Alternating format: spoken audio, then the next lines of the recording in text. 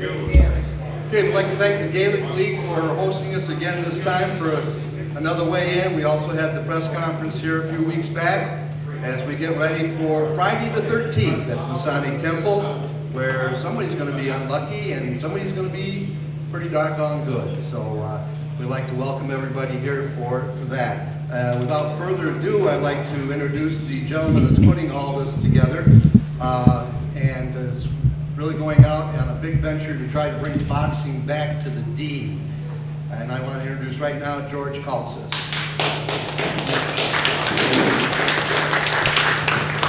Hey, thanks a lot. I mean, it's really been exciting. We've been working hard. We've got everything all set up. I know the guys have been working hard. I mean, Bronco's been working real hard. I snuck in and see Tony sparring, and he was unbelievable. I mean, everybody's been doing a great job. Anthony, I mean, you guys have really been working hard, and I'm proud of you.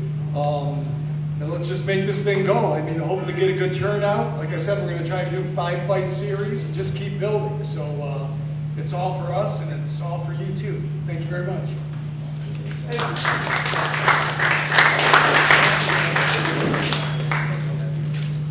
And his partner in crime, also his son, John Kaltzis.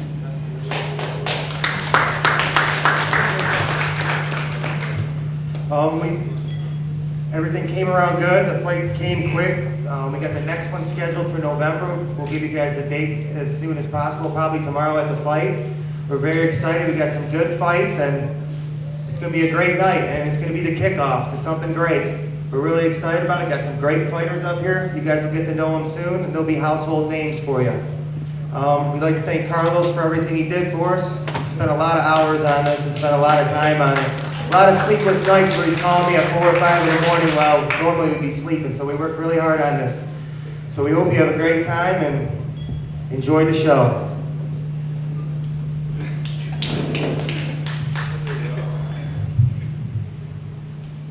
Well, we're going to entertain some questions. I guess we could probably start with Tony. What are we looking forward to? We're definitely looking forward. We're definitely looking forward to a good fight. It's nothing like fighting. It's nothing like home. It's nothing like fighting back in front of everybody, you know. Everybody coming out to support. You know, I'm looking to see everybody we trained in the gym with. My man Will. I got in countless hours of hard work sparring with another one of the top prospects in the city, Dominique Dalton. So, you know, I'm just looking for exciting fights. You know, Bronco, he been training his butt off. You know, and I'm just looking for, you know, everybody to bring a good fight. You know, no unbalanced fights. Everybody is just please the crowd. You know, so I'm definitely gonna please the crowd. So I know it's definitely people that are sitting in this row. That's definitely gonna please the crowd. I know Ant been training hard with Adonis Stevenson, so you know everybody been working hard, and I'm looking forward to seeing great fights tomorrow.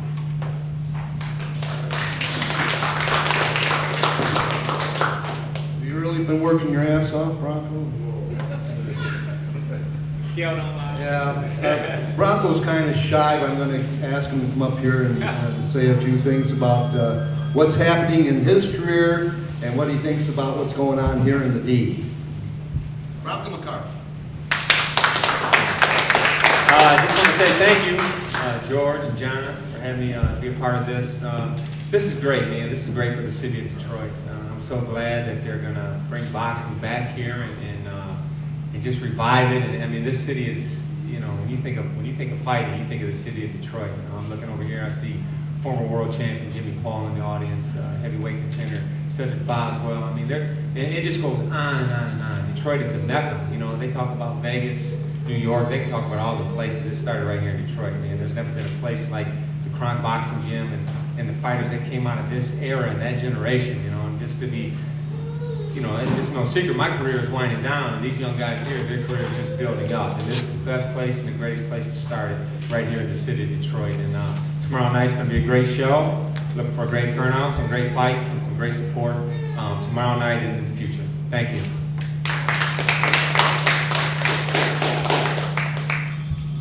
I'm going to bring up one more ring veteran, Marlon Thomas.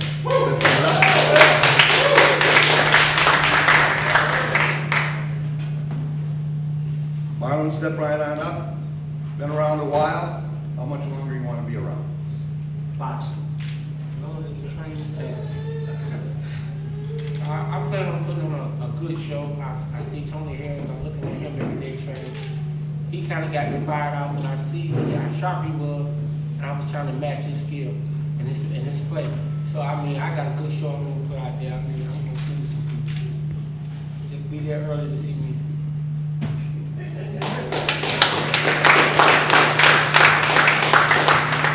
When it comes on, don't go out for a beer because it's always a show.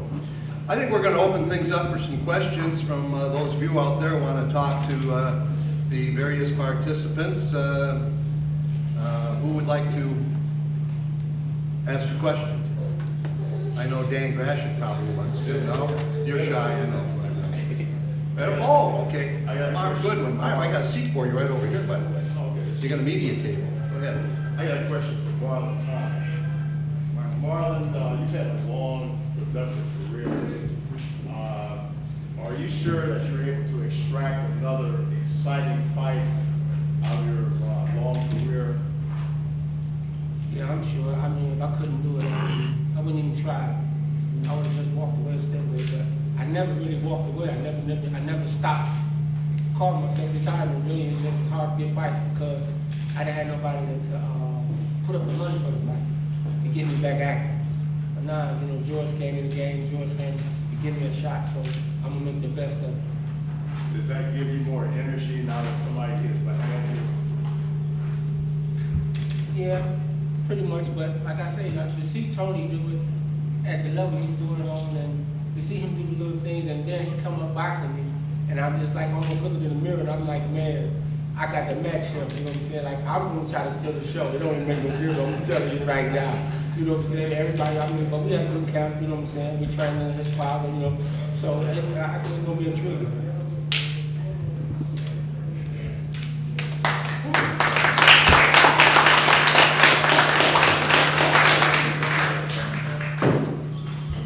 You got any questions for anyone else, Mark? You're the most legitimate newsman here almost, except for Mr. Solano back here. Channel 7's here, by the way. I want to thank them for coming. I got a question for Bronco Picard. Okay. Bronco, you've also had a very long and productive career. And this is sort of like the same question for, as I asked Marlon, how difficult or how challenging will it to be to extract another exciting fight from you? I don't think it's that difficult. You know, I'm a self-motivated person. You know, I always I set my own goals, my own standards, and I try to set them high. You know, I live clean. Like I said at the last press conference, I tell every young fighter, it's not what you do from Monday through Friday that's going to make you a champion. It's what you do after you leave the gym on Friday, between Friday, Saturday, and Sunday, and go back to the gym on the next Monday. You know, you don't go out, you don't party, you don't drink. You know, if you do that, you just wasted a whole week of training. I've always lived clean. You know, I'm not perfect. I don't walk on water by no means, but I've always lived clean and tried to dedicate myself to the sport, and that's why I've been able to have such a long career like I have and been successful.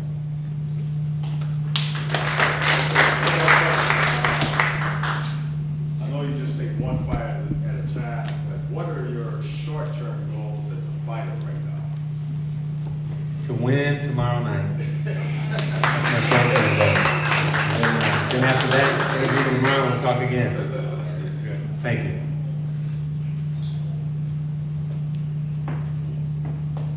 Anybody else? Anything? Mark, you got something for the other people here? He's bobbing and weaving. Leandre just kind of walked in here. Yeah, Leandre, come on up here.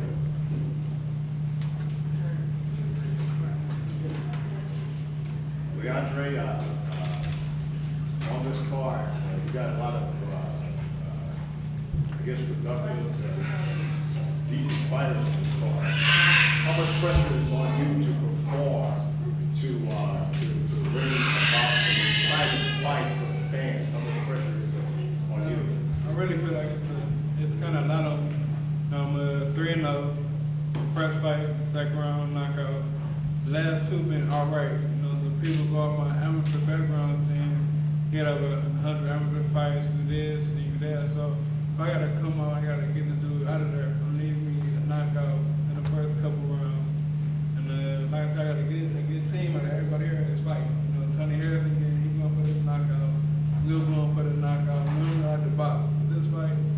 try to get it out of there early. You know what I'm saying? Your main story won't knock out. So it's my first fight that been going for the knockout. Now, what have you been working on in your training that will help you produce these knockouts? This training came out running a strength and conditioning coach. I'm on a very, very strict diet. I'll be up every morning. I work midnight. Get out of work at 4:30. I'll be in the gym at 6 a.m. working out 2 hours. I'll be in Madison Heights. After that, I go home, I sleep, go basketball gym. So I done added a lot of stuff into my training routine I didn't have back in the past. Well, what have you done to, I guess, strengthen your punches? But for the most part, legs. Like all through my boxing, been legs. My coach still say legs. Phil Lee say legs. I'm working on putting my legs up, sitting down more. Normally, as an amateur, I use a boxing move. I'm trying to sit there a little more and just dig in deep. I'm gonna go with the legs and my legs for the most part.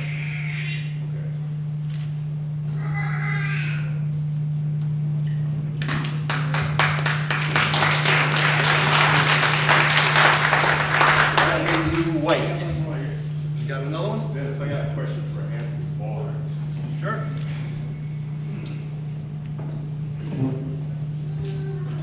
Now, Anthony, you haven't fought in quite a while, like actually been in the ring. Do you have a little bit of ring rust since you haven't fought in such a long time? Actually, I just came off a win in New York about 2 weeks ago. About 2 weeks ago, and so I don't really have any ring rust. And I've been training some of the best, boxers in the world. So, no problem. Okay, before that fight, you hadn't fought in quite a while. Now, how did it feel to get back in the ring at that time, and now you're getting back in the ring in such a short turnover period? When I got back in the ring, it felt like my debut again. I had nerves and everything. I got that out of the way. The rust is gone, all that. But the nerves, they're done. You know what I mean? I don't have the same butterflies as I did last time. So I got this fight, and I got one 2 weeks from now too. So I'm gonna be busy. I'm gonna stay busy. So hopefully I get another one in October and a couple more in December. Now, isn't that kind of ambitious to have fights so close together? I mean, is that kind of risky? No, not really. Honestly, this is what we do. We do this every day anyway. I mean, we're in the gym sparring every single day, anywhere from 6 to 10 rounds. So I mean, it doesn't, honestly, 4-rounders, 6-rounders, whatever they have for me, it doesn't really matter. And the competition in the gym is going to be way above beyond as people are going to be fighting. We're boxing the best people in the world: Tony, Will, Lou, Marlon. I mean, there's no way any people we're going to be fighting can match that. You know what I mean? So.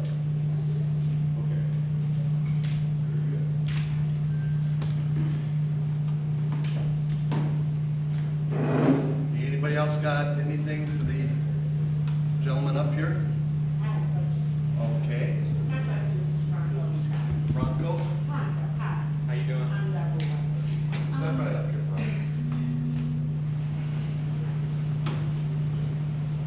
I was just wondering, are you mentally ready for tomorrow night? Oh yeah. Mentally, physically, spiritually, and emotionally. And I know you're going to do well. All right. Thank you. Thank you.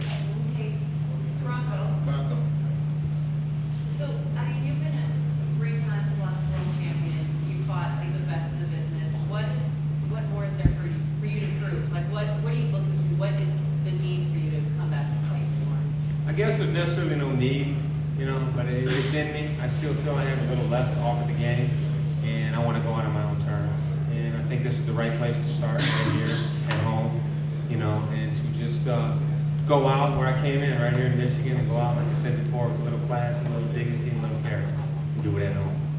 So is that essentially you were doing too much outside of Michigan and you want to bring it back home? Yeah, and when this came about, and I was excited, I felt like I was just signing my pro contract with Jackie again. I felt new. I was like, really, we're going to bring it back to Detroit, and we're going to do a little series. Count me in, I'm in. So when you look around the guys, are you fighting junior middleweight? Middleweight. Yeah, not junior. Back up you, right?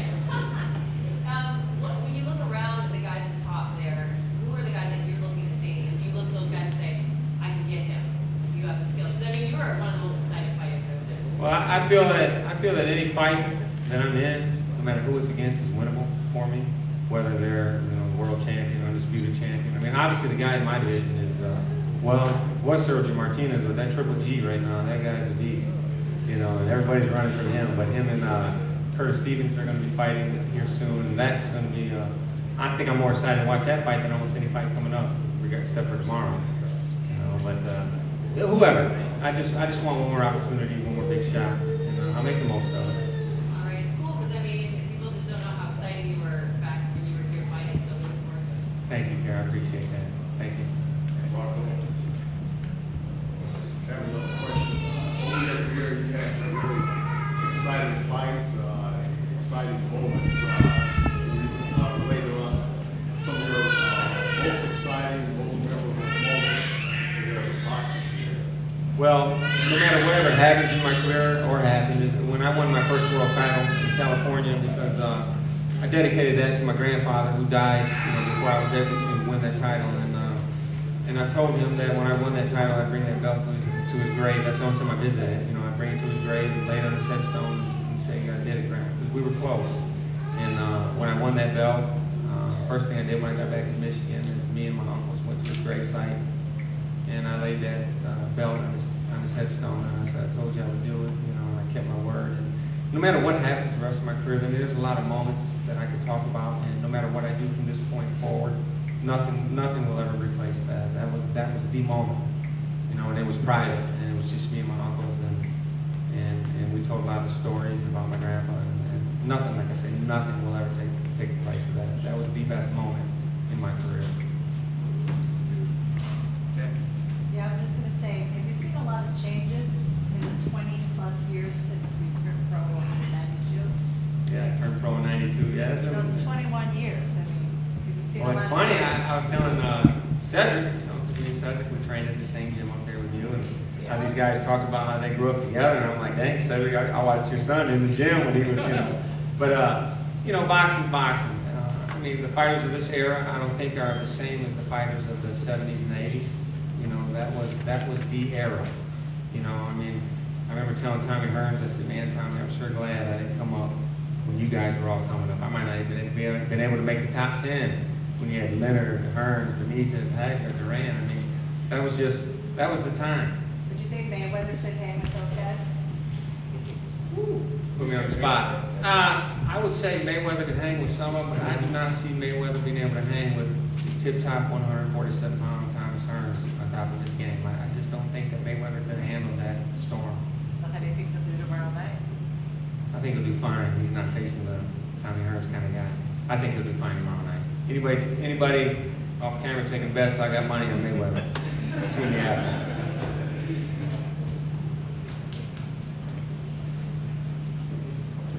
All right. If there's nothing else, I think we want to get the weigh-in. Yeah, I will. I'll announce that, Jackie. Yeah. We'll get the weigh-in going here. Jackie will take any CDs that you want to have the disc jockey to play tomorrow. Just the names. Okay. Just the name. Anybody who has music that they want to come out to specific, give it to me. You'll have it. There you go. If we don't have it, we'll just pick something for you. But if you've got something you like, give it to me. Wait a minute, I got one more question. One more question. All right. For Will. Will. Sorry about that, everybody.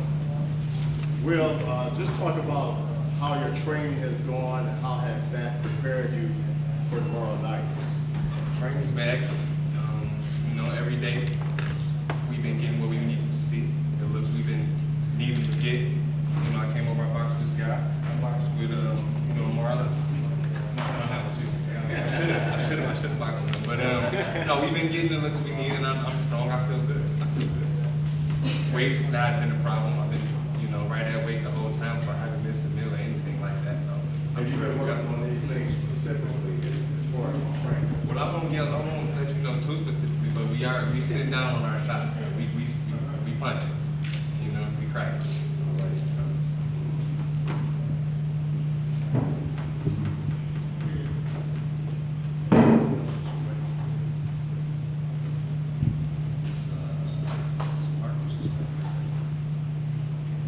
We're going to start the weigh-in now. We're going to have Tony Harrison, step up to the scale.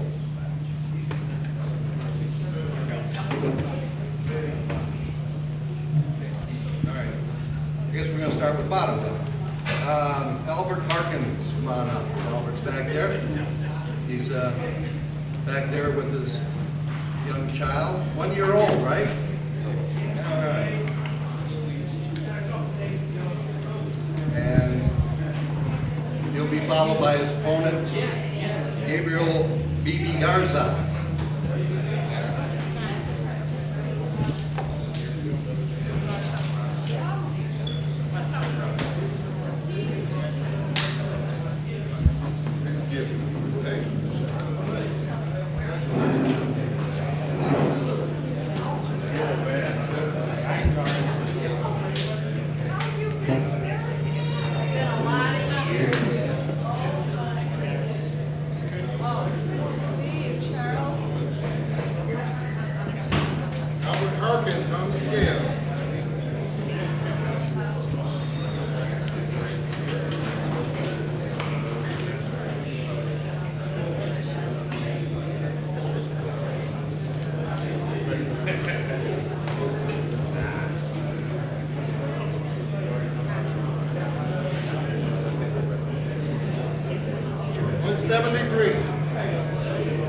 Albert Harkins, 173.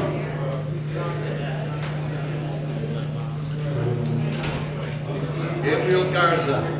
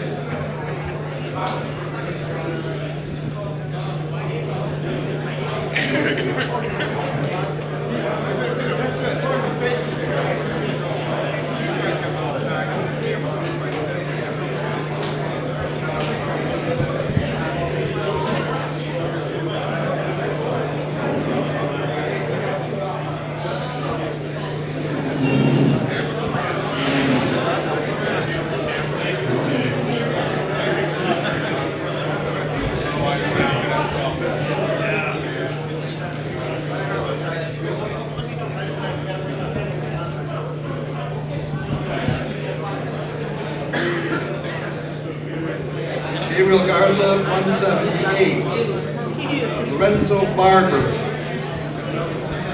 Lorenzo Barber here. Need Lorenzo Barber. Anthony Gallerano.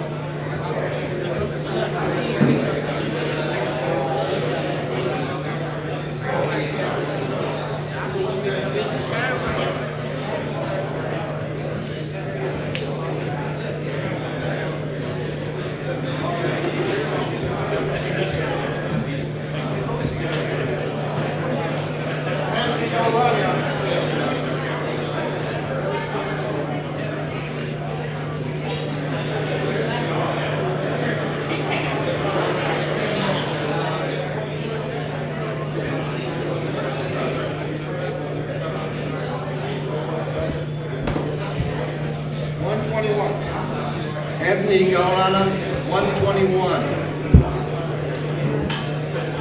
Lorenzo Barber.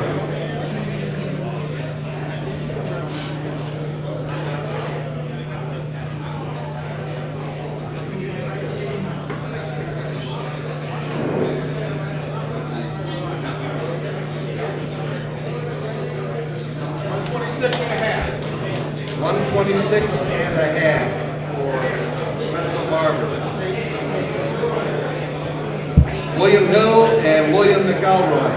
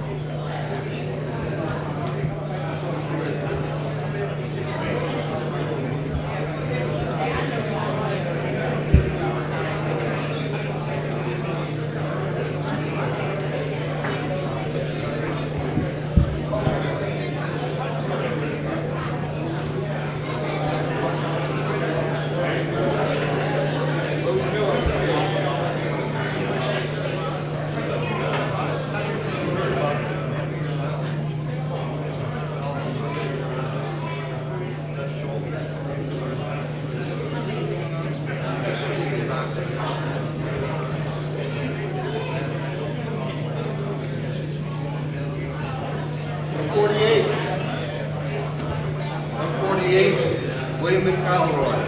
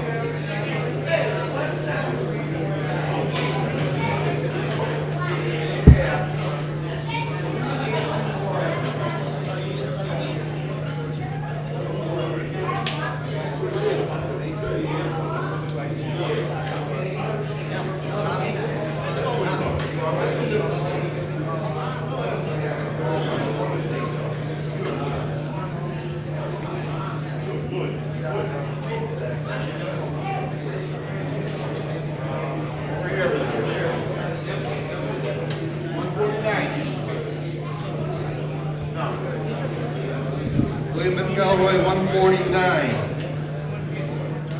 Barry Wolford and Leandre Blue, White.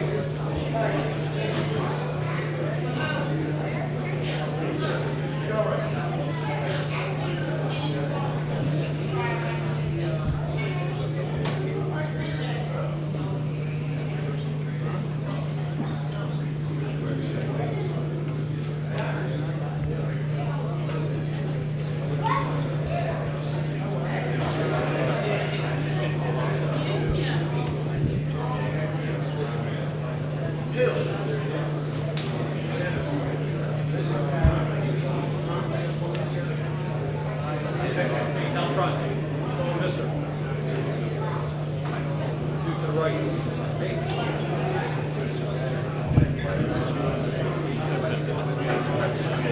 Oh, I'm sorry.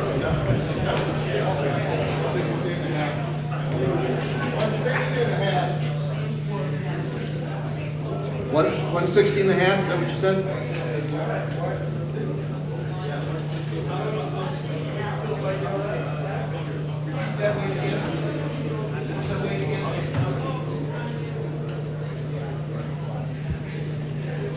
What was that last weight again? 160.5. Milbury Wilford, 160 and a half. DeAndre. To the right. Down front. 160.5. Over to the right a little bit. I'm sorry. Anthony Barnes and Kenneth Schmitz.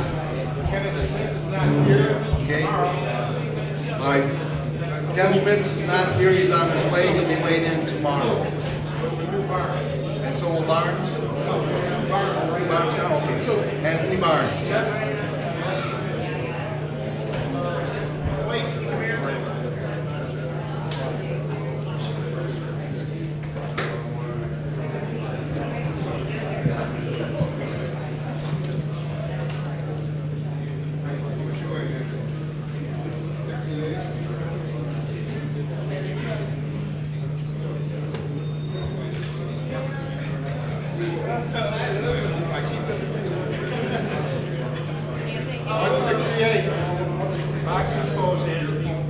Anthony Barnes, 168. Marlon Thomas, Vance Garvey.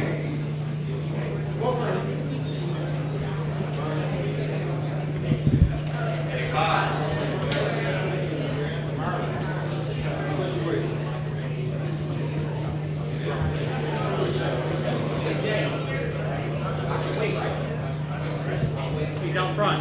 Down front.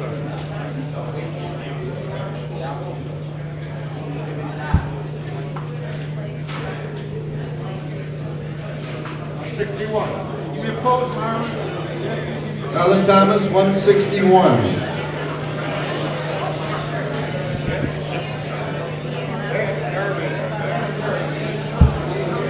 Vance Garvey. I'm sorry. You got it right. Vance, not here yet? All right, thanks. Dan Wallace, Bronco McCart.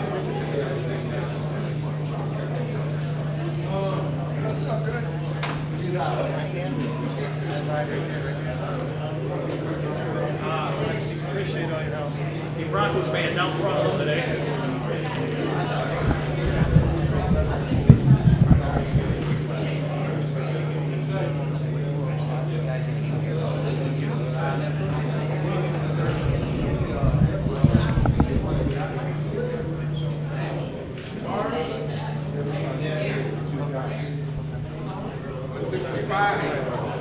Bronco McCart, 165.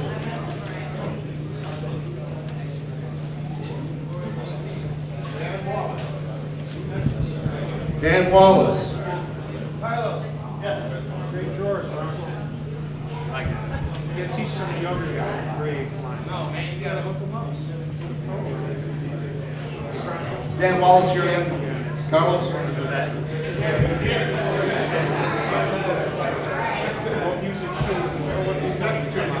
Okay. Tony Harrison. Marcos Primera. We got no face-off for you.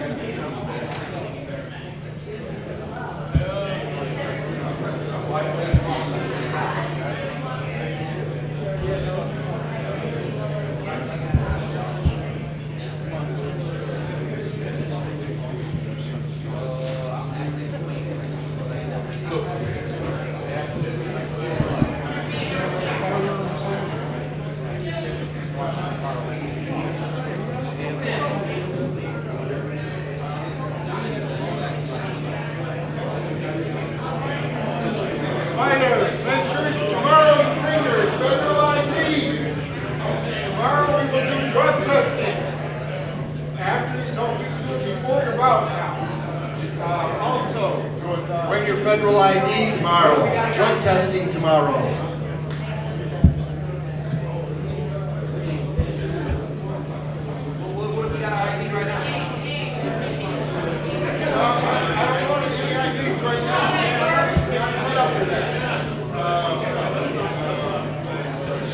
doctors will be at the venue at 6 o'clock. Doctors will be at the venue at 6 o'clock. Be there, show your federal IDs, we'll do the physicals and all the paperwork. Make sure you're all ready to fight.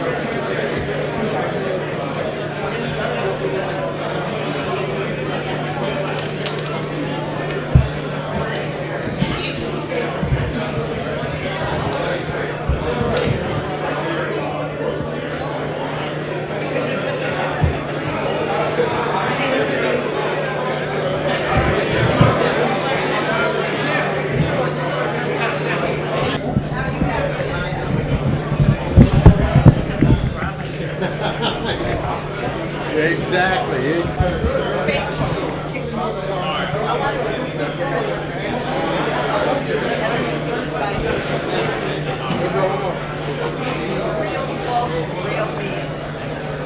No, and each other like you just did. Look closer a bit. Almost nose to nose.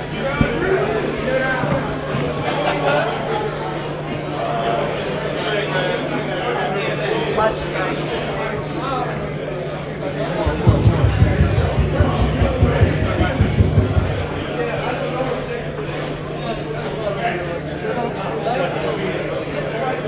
Okay with that?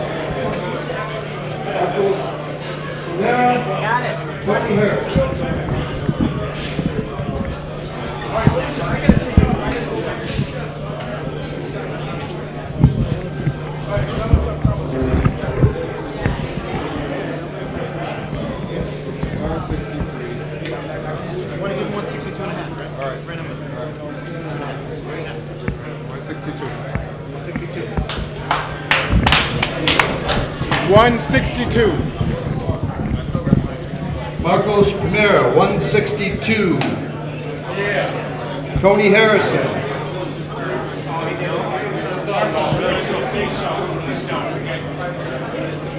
You know what? Should we just ask where that address is? 'Cause I don't really know. I just found it by the address that they texted me. Come on in. We're all waiting for you.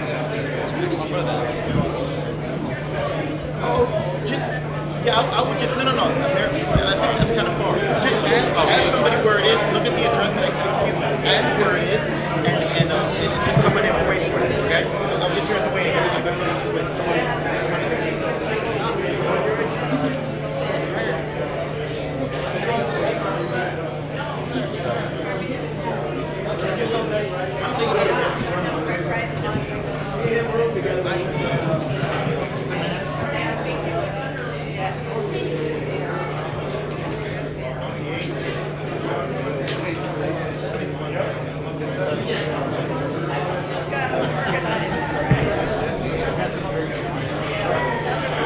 Over here, Tony. Over here. That's Marcus. Let's get a face off. Oh, you know we're gonna get that. Tony, make your shirt off. Tony, give me a little more brother. Yeah.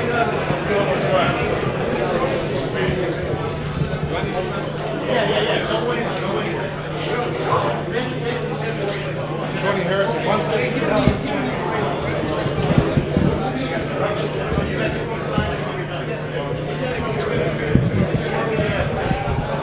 Tony Harrison, 157 and a half. 157 and a half.